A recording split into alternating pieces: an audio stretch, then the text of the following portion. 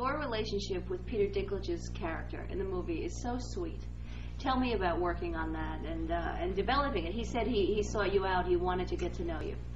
Yeah, I mean, Peter was like a new addition to like the Narnia cast, and everybody got on with him really well because he's just like so funny and stuff. And I think saying goodbye to him was like for everybody, just like saying goodbye to him in the film.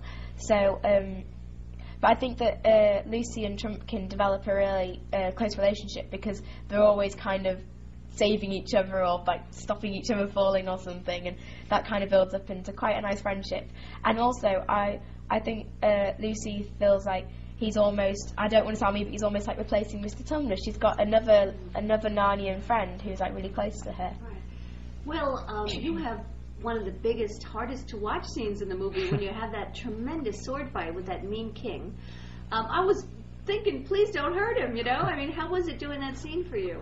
It was actually really, really fun, I have to say. You know, did you get nicked, though, or anything? Not really. I worked with the stunt coordinator for a couple of days learning the fight. It ended up being a 110-beat fight, which is one beat sort of like one sword stroke, so it ended up being a really long fight. We shot for 2 weeks, and I just loved it. I loved every minute of it. I loved the shots they were shooting, like crane shots, you know, dollies. It was just like so cool. And to finally see it done and dusted, I was really, really happy. And, you know, the funny thing is about that is, like, I know Andrew had a vision, you know, and I just wanted to see what he'd done, you know.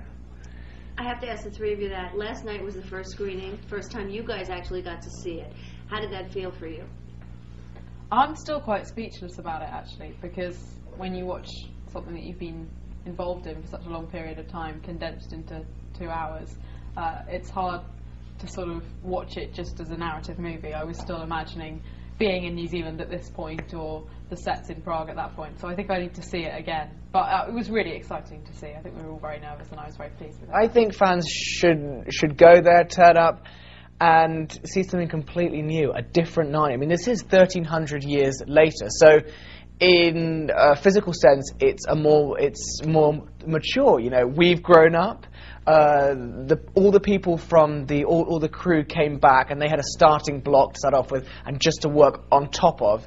And also the visual effects are a lot more sophisticated than the first film, and the resources we had this time were far greater than the first one. So, you know, I think audiences really will be blown away by how much more adult and how much more in depth this film is than the first one. You're going to be the envy of many of the young women and women watching this film because you share a kiss with the prince. I do. Yes. Tell us. I'll tell you what. Tell us what kind of kisser he is, and was there any chemistry on the set? And well, I mean, Ben and I had known each other for 5 or 6 months when we did that scene. It was really towards the end of shooting, so we were very good friends. And it was kind of like, oh, hang on, I'm gonna have to kiss you now, okay.